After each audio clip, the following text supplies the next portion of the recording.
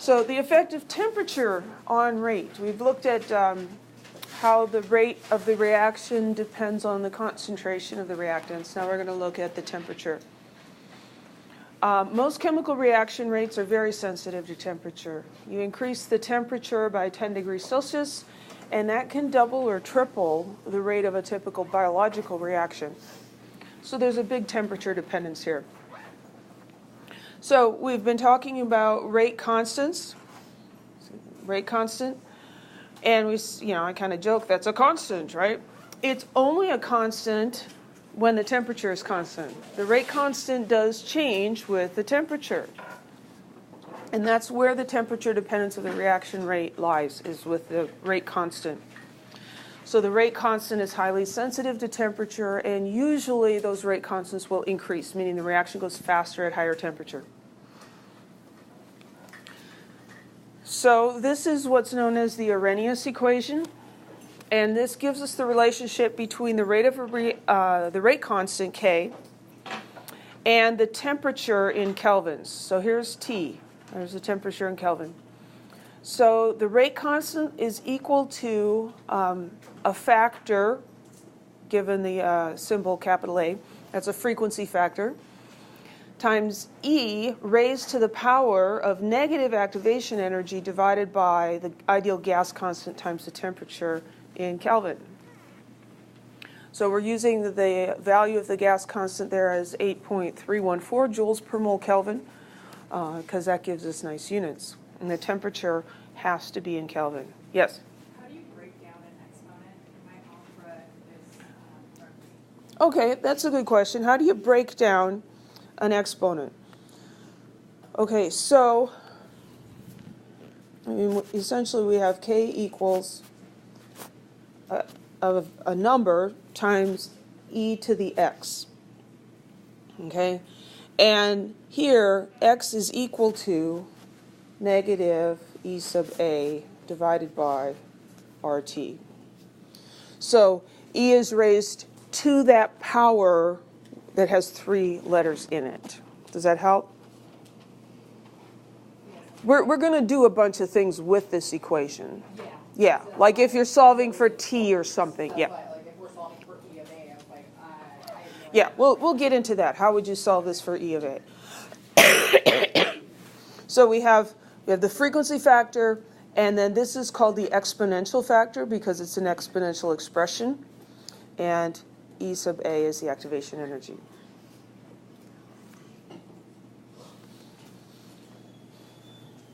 So let's look at a reaction between hydrogen gas and oxygen gas.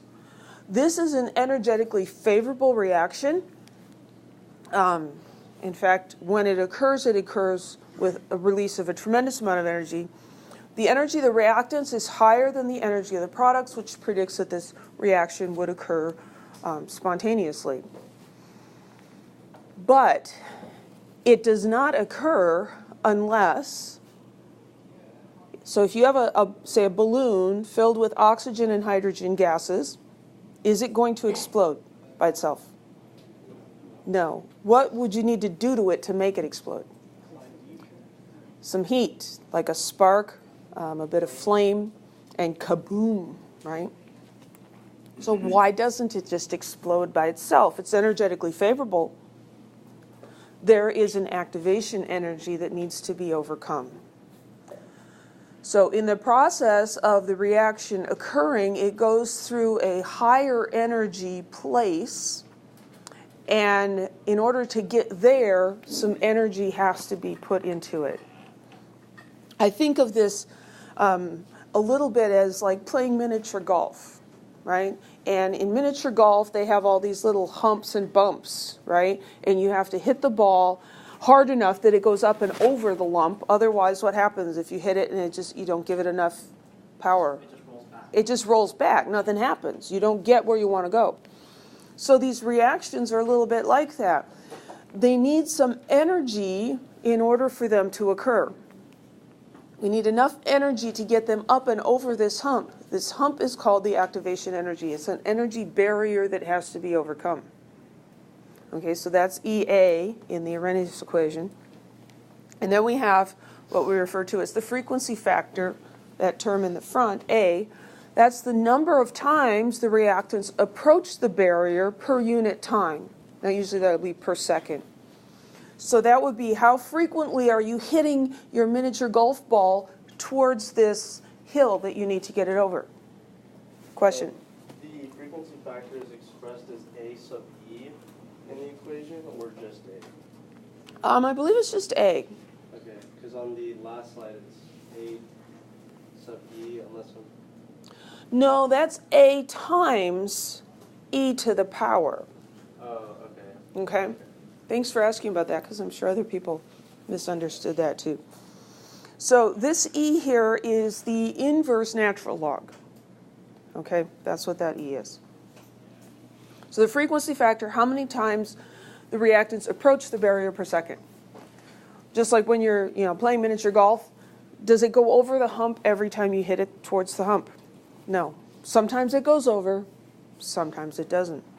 So any questions so far? So we're going to look at a simple reaction here. This is called methyl isonitrile, and it can rearrange to form acetonitrile. And this is a reaction that just occurs. It can occur spontaneously. So what's happening here is the nitrogen and the carbon are essentially switching places. Now you don't need to know, you don't need to remember these compounds or anything. We're just using it as an example. So this molecule goes through a high energy intermediate state in which the carbon-nitrogen triple bond is sort of at a right angle to the rest of the molecule. You could think of it as, twisting a toy around. And it would like to be either in this position or that position, and this is a high energy position. It's like in between, okay?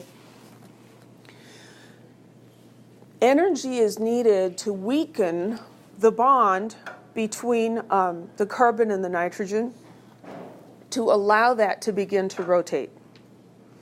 And the activation energy, E sub A, is the energy needed to get to that activated complex. It's also called a transition state. So it's a transition state. It's between the reactants and the products. It's called an activated complex because it's higher in energy than the reactants were.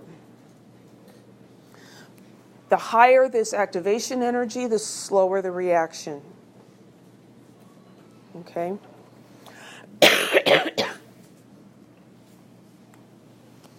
So the frequency factor, again, represents how many times per second the reactant approaches that barrier.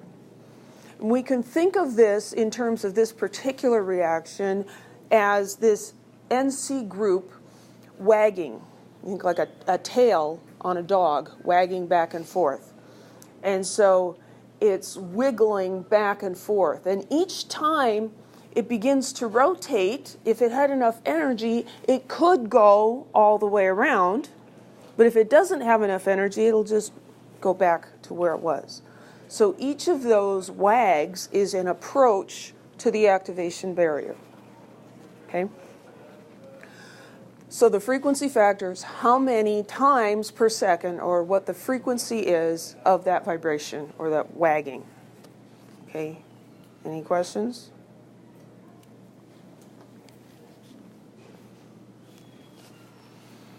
So the exponential factor it expresses the fraction of molecules that have enough energy to get over the activation barrier on a given approach.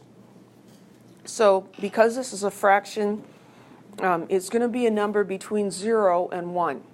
It's the fraction of approaches that are successful and result in the product. So we got the frequency factor, how many approaches do we have per second, and the exponential factor is telling us for each approach, what is the fractional possibility that it's going to actually get over the hump? Okay? So if the frequency factor were 10 to the 9 per second, that means, what would that be? 1,000 billion? Million? No, it'd be I don't know. Anyway, 10 to the 9. 1 times 10 to the 9 times per second. That's really fast, right? And if the exponential factor is 10 to the minus 7, 1 over 10 to the 7, that means that only 1 out of 10 to the 7th approaches is successful. So you combine the frequency factor and the exponential factor, and that's going to give you the rate constant, which comes out to be 100 per second. So you'll have 100 molecules that actually react per second. Any questions?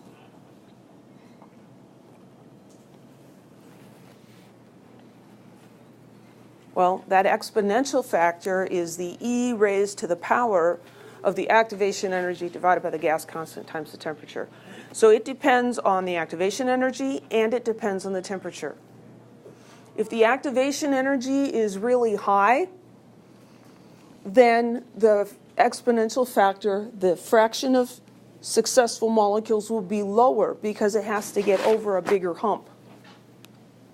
If we have high activation energy and low temperature, then that exponential factor approaches 0. An exponential factor of 0 would mean that no approach is successful. If the activation energy is low and the temperature is high, that factor approaches 1, where every approach is successful. That make sense?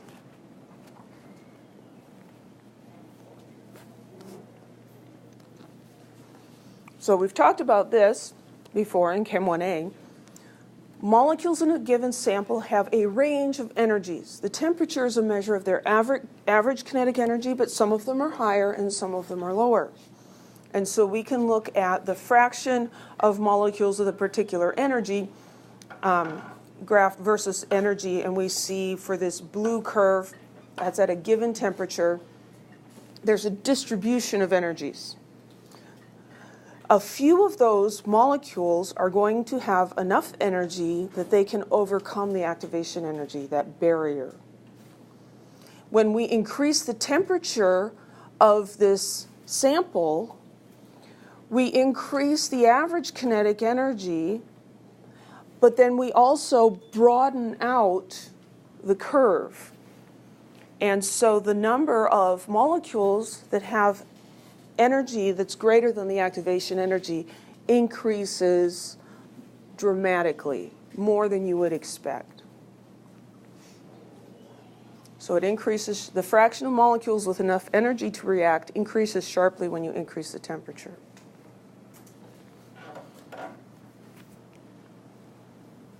So this is a summary. Frequency factor, that's the A, capital A. That's the number of times reactants approach the activation barrier per unit of time. The exponential factor is the fraction of approaches that are successful. And that exponential factor will increase as the temperature increases, but it will decrease as the activation energy increases. And if you think about miniature golf, it can help you remember some of these things. Yes? So you think the exponential factor can be the 0 or 1? Right?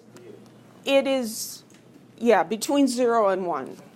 Oh, so it's not like a definite 0 or 1. Well, if it was 0, that would mean that no reaction occurs. Yeah. But it can be from 0 to 1, and 1 being that the entire element reacts. Yeah, 1 would mean that every time it approached the activation barrier, it would react. Okay. But you can still have something where only like half. Yeah, it's often in between. Okay. It's often in between.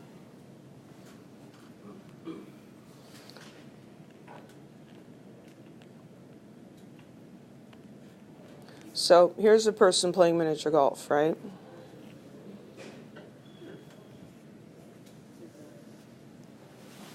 And here we have that that lump in the green.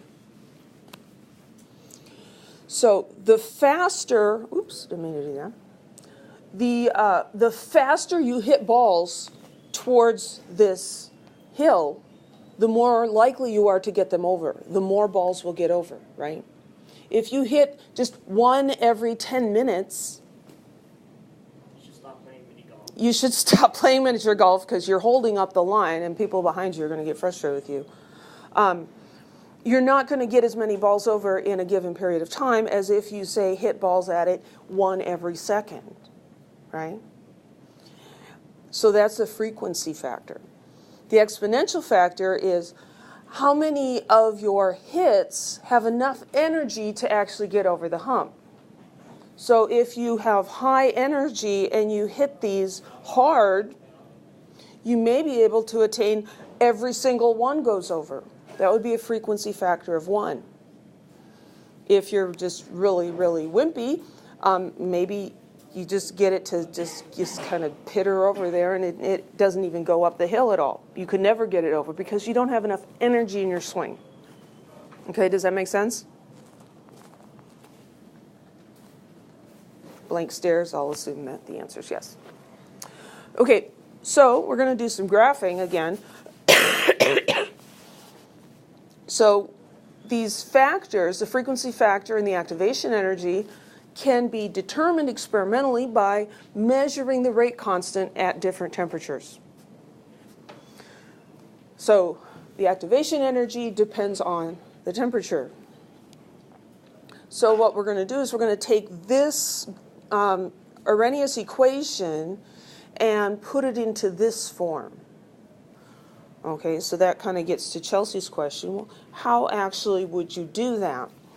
When you have an exponent and you want to get rid of the exponent, you're going to take the logarithm. So here we have e to the x, so we're going to take the natural log of both sides.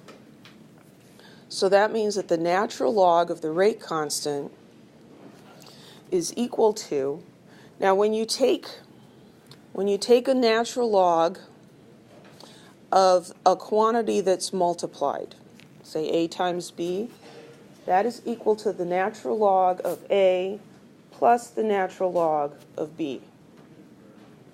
Okay, so here's your algebra review. So if we're taking the natural log of these two, we're going to get the natural log of a plus the natural log of that mess.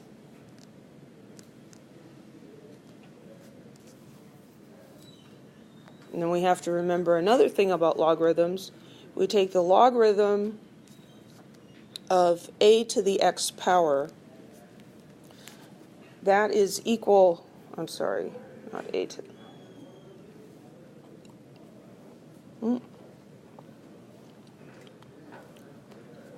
a to the x power.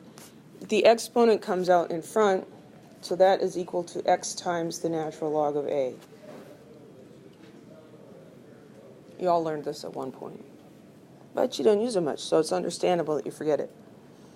So when we have the natural log of e here raised to a power, what's that equal to? Well, that's equal to the exponent, negative e sub a over rt, times the natural log of e, which that's anti-log and log, and that cancels out, like matter and antimatter. So that goes away.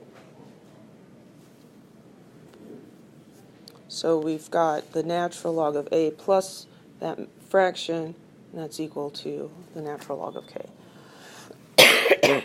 Now, you do not have to know how to do that, but it can be helpful, because sometimes on an exam, maybe you remember this equation, but you don't remember this one. So if you can do a little rearranging using algebra, then you can figure it out and you're not sunk. So here, what we've done is we've taken this and put it in front of the natural log of a. And we pulled the 1 over t out. And so now this is in the form of the equation of a line, y equals mx plus b, where y is the natural log of the rate constant, and that's equal to EA over R. So negative EA over R is equal to the slope of the line. X is 1 over t, that's what we're graphing, t in Kelvin. And the natural log of A is the y-intercept. So we do experiments, we measure the rate constant at different temperatures, we graph the data, and we can get the activation energy and the frequency factor from the graph. Okay? Now, the temperature, that frequency factor is somewhat dependent on temperature, but it's relatively small, and usually we're okay with just ignoring it. If we don't ignore it, then things get much more complicated. And that's the beauty of a general chemistry class, is we can ignore the messy stuff. Any questions? Oops. So how would you use an Arrhenius plot? So here we're looking at the decomposition of ozone, which is important in many atmospheric reactions. So ozone decomposes into oxygen molecules and oxygen atoms. So a study was done. Here we have the temperature in Kelvin and the rate constant that was measured. And here's more data, more temperatures, and more rate constants. And we're asked to find the value of the frequency factor and the activation energy for the reaction. So we need to graph the data. So I can't just do that real quick here, so I'm cheating, and just there's the graph. So here's the data. We graph the natural log of the rate constant versus 1 over the temperature in Kelvin. We use linear regression to find the best fit for the line. We get an equation for the line. So in terms of chemical constants, or chemical factors, this is the equation.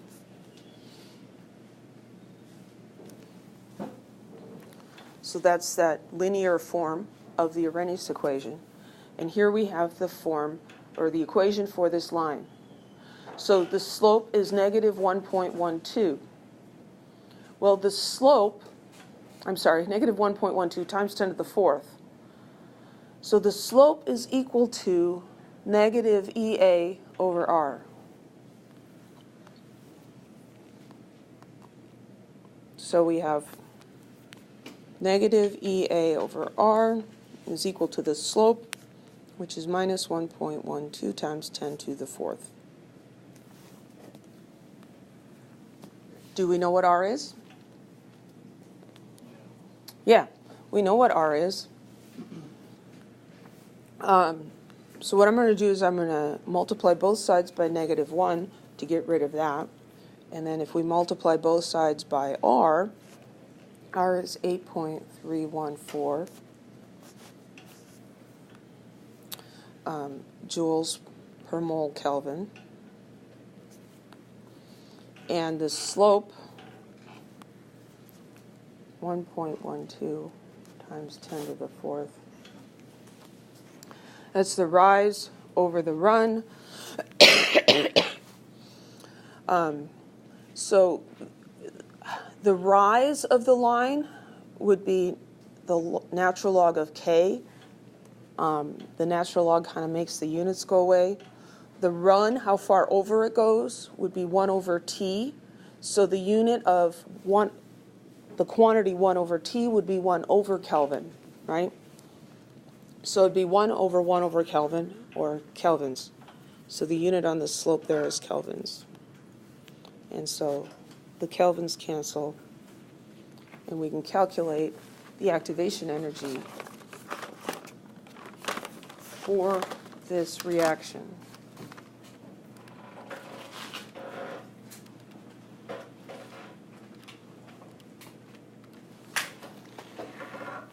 So 9.31 times 10 to the fourth. And that would be joules per mole. Is that a reasonable unit for an activation energy? Yeah. And we're also supposed to calculate the frequency factor, right? So the frequency factor is A, And we know that the y-intercept is equal to the natural log of A. Here's the y-intercept. So the natural log of A, the y-intercept, is equal to 26.8. Well, how do we find out what A is? Yeah, we have to raise both sides. We have to take e to the power of each side. So natural log and e to the x are opposites of each other, opposite functions. So we do e to this, and we just get A. And that will equal e to the 26.8.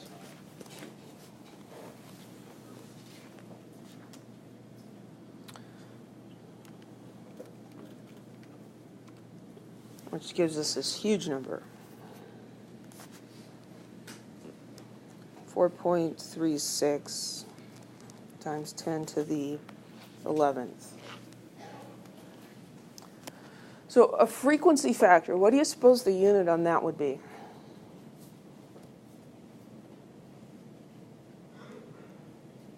Something per time. Yeah, so it's occurrences per time. And the standard time unit for these things is seconds. So that would be per second. Any questions? It's not like, I don't know, like per approaches or something, there's not another unit there per second. No, it's a little bit like frequency in terms of light. It's hertz, cycles per second, events per second. You can call it whatever you want. So you could call it approaches per second, but we just kind of understand that. Any other questions?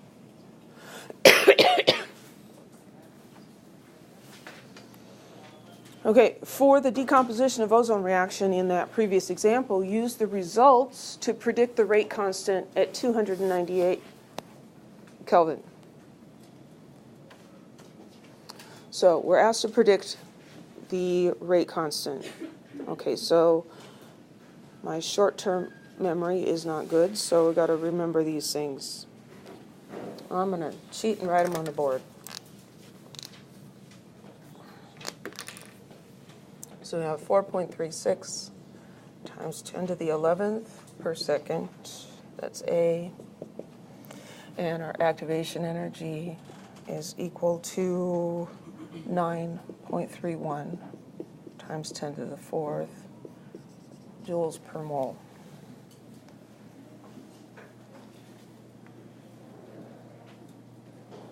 Okay, so what do? We're supposed to predict the rate constant. So the rate constant is what? It's the letter K. So the Arrhenius equation says that K is equal to A times E raised to the EA over RT.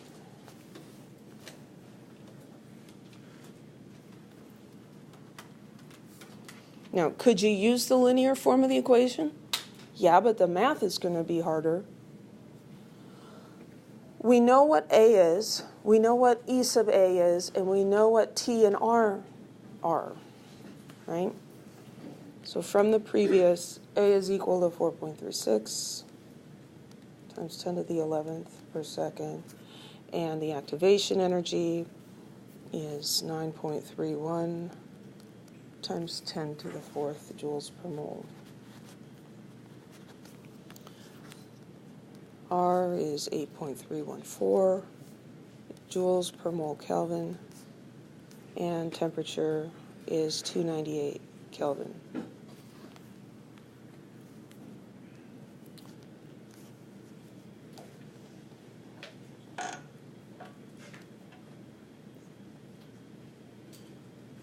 Oops, I don't know where that came from. So you're going to have to become good at conversing with your calculator. You should be able to type stuff like this in without writing down intermediate values. The problem with writing intermediate values down is that every time you write down an intermediate value and then plug it back into your calculator, you have an opportunity to make a stupid mistake. And we're going to make enough mistakes, so we don't need any help with that. What do you mean value? Well, so if you calculate this up here and then write it down, and then in your calculator you do this times e raised to, and then you type in what you've calculated. So it's just like doing one step at a time. Yeah, I don't recommend doing one step at a time. Get it all in the equation and then put it into your calculator. So this is what I'm going to do on my calculator, the TI-36X Pro. I'm going to do 4.36 EE11 times, and then the e to the little square button, and that opens parentheses, and then I've got negative 9.31 times 10 to the EE4 divided by 8.314 divided by 298, close parentheses, press equals, and you have the answer. This rate constant is 2.09 times 10 to the minus 5.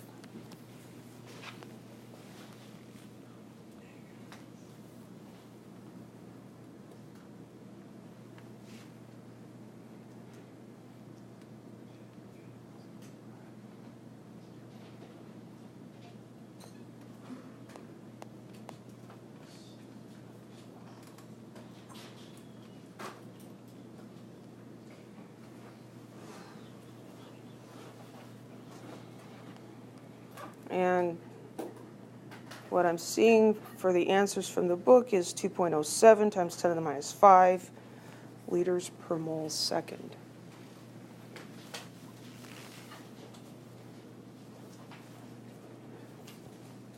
So the slight difference here in that third digit may be due to me rounding A and E sub A. Any questions? Yeah. That's our K value, correct? Yes, that's K, the rate constant. So the unit on that is just... I was afraid you were going to ask that. The book lists it as liters per mole second.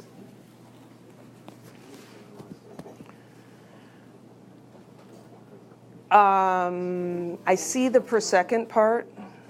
I'm not sure where they are getting the liter per mole part.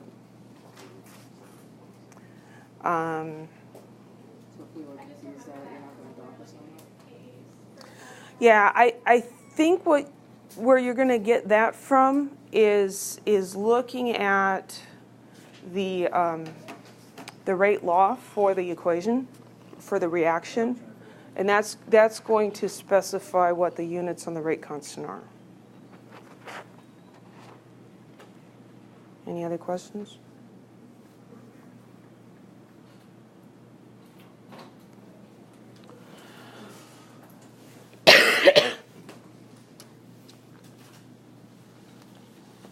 So here is a different form of the Arrhenius equation. This is called a two-point form. And this is very useful when you have a limited amount of data. Maybe you don't have enough data to get a good graph out of. Or maybe you're taking an exam and you don't have a computer and an Excel sheet to graph the stuff with. Then what do? Well, you can use this two-point form of the Arrhenius equation. So here we have two different rate constants and two different temperatures. And this is arrived at by just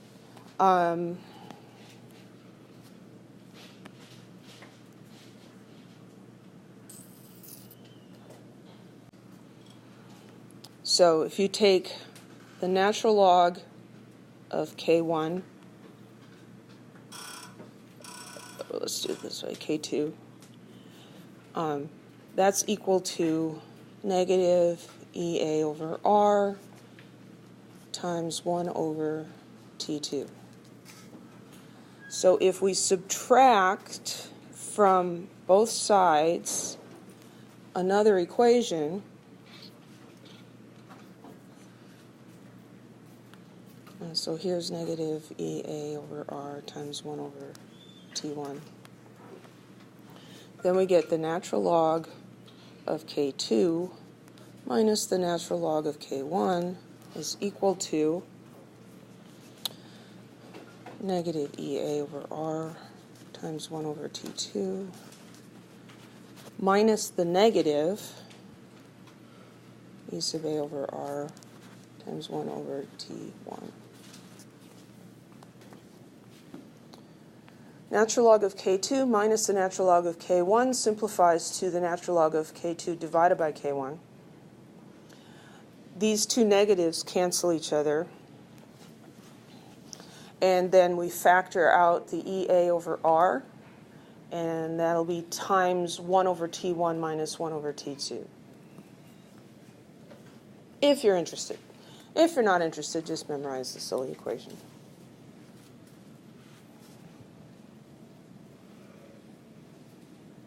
So, using the 2-point form. So here's the reaction between nitrogen dioxide and carbon monoxide. The rate constant at 701 Kelvin is 2.57 per mole per molarity per second. And at 895 Kelvin, it's measured as 567 inverse molarity per second. Find the activation energy for the reaction in kilojoules per mole.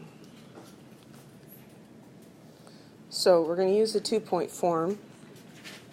So natural log of K2 over K1 is equal to EA over R times 1 over T1 minus 1 over T2. Now, it does not matter which one you call 1 and which one you call 2, but you need to make a decision and be consistent. So I'm going to call the first one T1 and K1. And the second one is going to be T2, because that makes sense to me.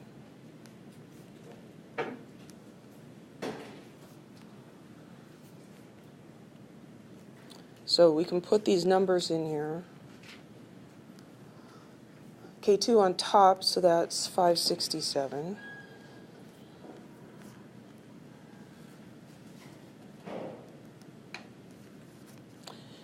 And K1 underneath, so 2.57. And those units are going to cancel out. That equals EA over R, which is 8.314 joules per mole Kelvin. And over here we have 1 over T1, 701 Kelvin, minus 1 over T2, 895 Kelvin.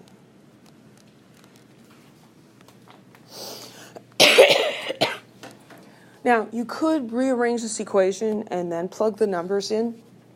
Now, we're going to be doing a lot of messy stuff like this with our calculators. I find it easier to rearrange this as I put it into my calculator.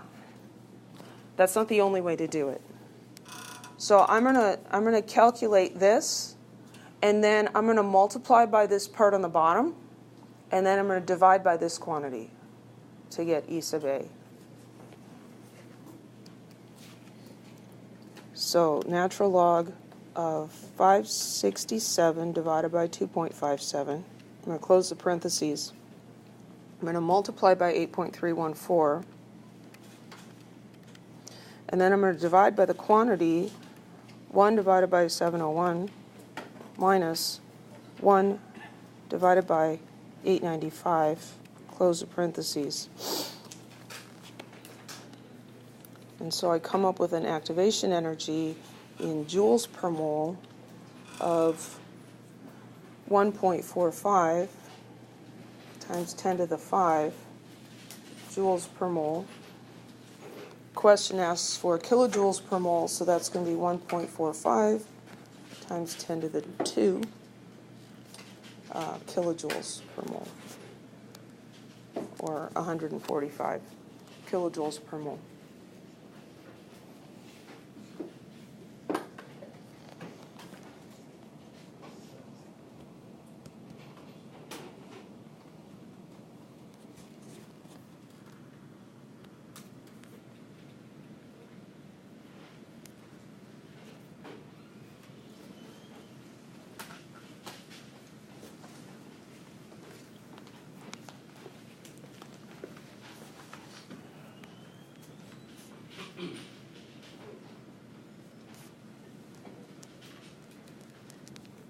You could rearrange it like that if you want. Plug the numbers in, yeah. Calculating it this way would be okay for the exam? Yeah. So this part right here, this is like minimal showing your work. You're writing out the equation that you're using. You're plugging the numbers in, showing the numbers with their units in the equation, calculating on your calculator, and giving the result. I do not need to see how you rearrange the equation. I do want to see the equation that you use and where you put the numbers, because that's going to help me. If you make a mistake, then I can help you figure out where you made the mistake so that you can avoid doing that again. Any other questions? Are you able to convince your calculator to give you that number? No? Well, there will be time during lab, and let's have a word with your calculator.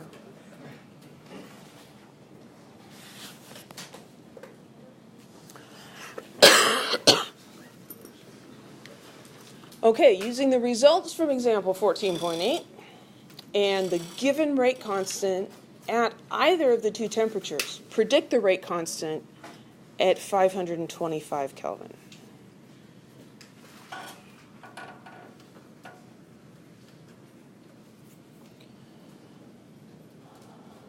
Whoops. Okay, there.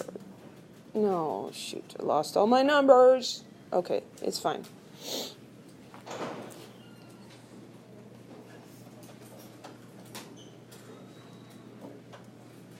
Sorry, I'm just a little lost here. Okay. Let's just use the first one, rate constant. 701 Kelvin was 2.57. 701, 2.57.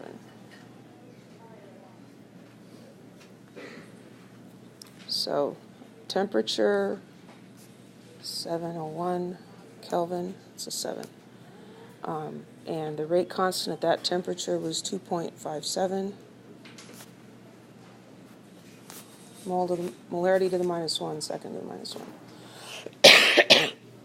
And we found that our activation energy was 1.45 times 10 to the 2 kilojoules per mole. It's actually going to be more convenient to use joules per mole.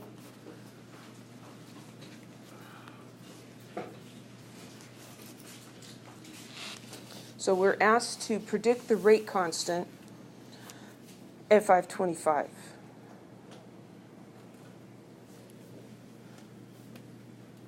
So in the first problem, we used the 2-point form of the Arrhenius equation to find out what the activation energy was. Now we know the activation energy, we're going to predict the rate constant at a different temperature. You could also say, well, at what temperature would the rate constant be this? And you could do it that way as well. So natural log of K2 over K1 equals EA over R times 1 over T1 minus 1 over T2.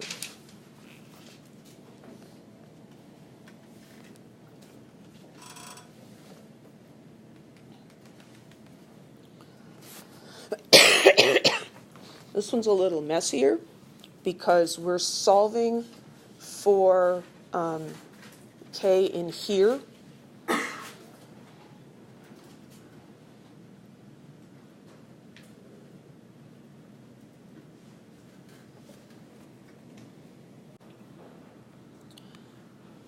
So to rearrange this, if we take e to the x of both sides, we get k2 over k1 is equal to e raised to this very messy power.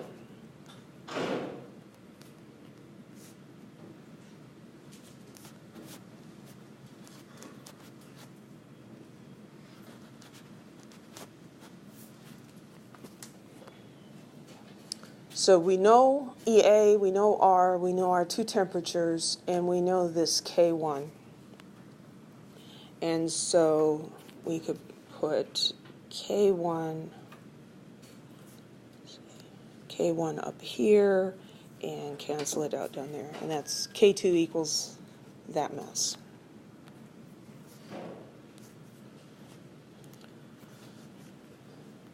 So K1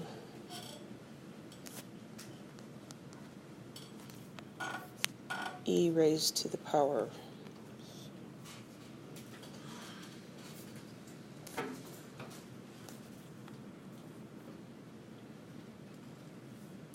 It's important to use the correct units. The units will work out, but you have to use the correct units. If I used kilojoules in here, I'd mess it all up.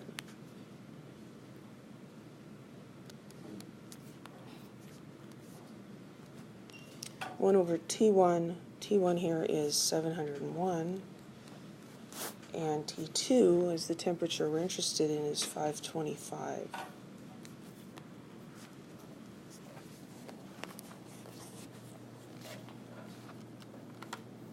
So 2.57 times e to the power 2.57 EE5 divided by 8.314 times the quantity, 1 over 701 minus 1 divided by 525. Close the parentheses. I'm getting 9.77 times 10 to the minus 7.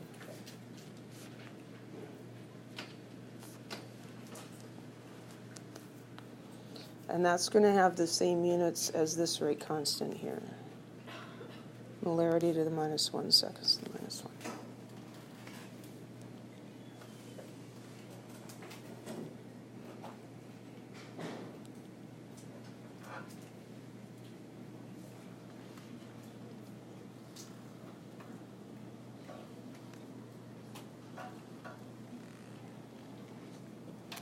And that is not the right answer. Yeah. I wrote in the wrong number for EA. Yes, I did. Thank you. Yes. Okay, that's why I came up with the wrong answer. So, and this kind of thing happens, you know. There's all these numbers all over the place. I need 1.45 in there.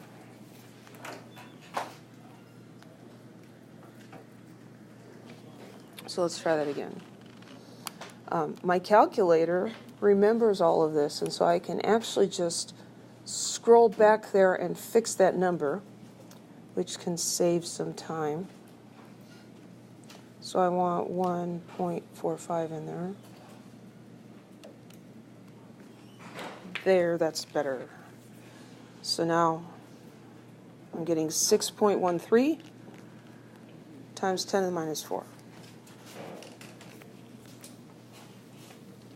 What number were we plugging in as to 1.5? Or 1.4? I accidentally plugged in 2.57, the value of the rate constant, as the coefficient of the activation energy instead of 1.45. Because I still got out a wrong number. Oh wait, hold on. Let's try that. So our calculator work in this class is a lot more complicated than what we did in Chem 1A, right? And for those of you that were in my Chem 1A class, I told you numerous times, anytime you're doing a calculation on your calculator, do it more than once. very easy to make a mistake. If you plug it in twice and you come up with exactly the same answer, either you're very consistent in your errors or you did it correctly.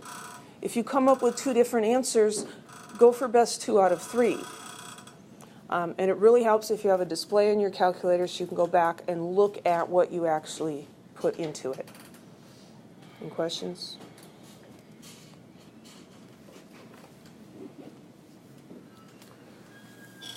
So that frequency factor, we looked at that one reaction with this, forming acetonitrile where the carbon-nitrogen was sort of wagging like a dog's tail. What if you have 2 reactants? How does that look for the frequency factor? So here we have an illustration. We've got reactant A plus reactant B is yielding products.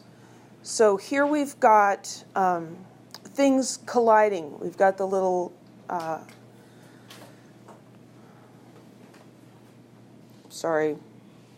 the red ones and the red and blue ones. I don't know what they are, but they're colliding.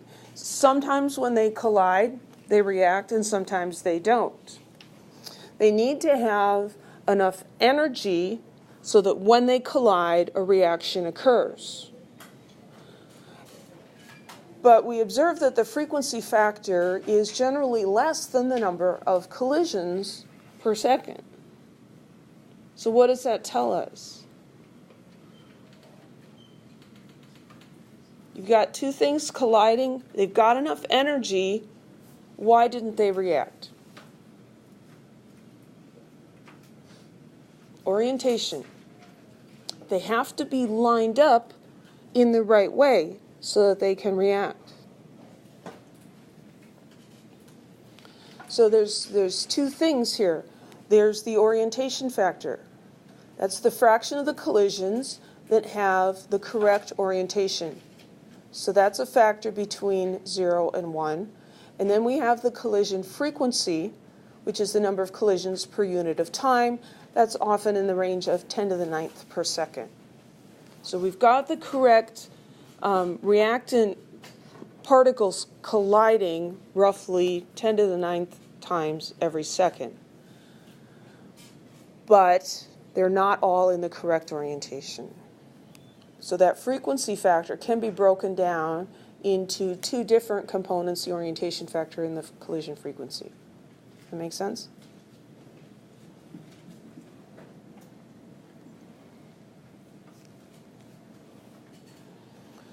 So here is an example, NOCl reacting to form 2NO and Cl2.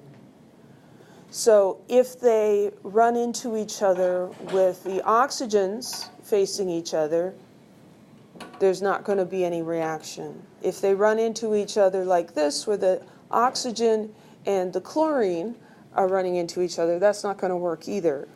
They need to run into each other in this way, where the chlorines are hitting each other. That's the only sort of a collision that's going to be effective. Otherwise, they're just ramming into each other. For this particular reaction, that orientation factor is 0.16, which means that out of 100 collisions, 16 of them will have the correct orientation. That orientation factor is going to depend on how complicated the molecule or the atom is. If we look at atoms, atoms are spherically symmetric, right? It's just a sphere. And so if you have 2 spheres running into each other, can they have an incorrect orientation? No, because they're the same no matter how they run into each other. So reactions between atoms are usually going to have an orientation factor that's approximately 1 because all of their collisions are oriented correctly. If you have a really small orientation factor, that tells us that you need a very specific orientation in order for a reaction to occur. Now, what's really kind of trippy is it's possible for the orientation factor to be greater than 1. So perhaps out of 100 collisions, 120 reactions occur. What? So your book talks about a reaction. What's happening there is that a collision is not actually necessary. So they give an example of a reaction that is called a harpoon mechanism, where basically part of this molecule shoots an electron at a neighboring molecule. They don't actually have to run into each other. They just need to be in proximity. Shoots the electron, harpoons that molecule, and causes a reaction to occur. I just wonder, how the heck did they come up with that? How did they figure that out, right? Any questions?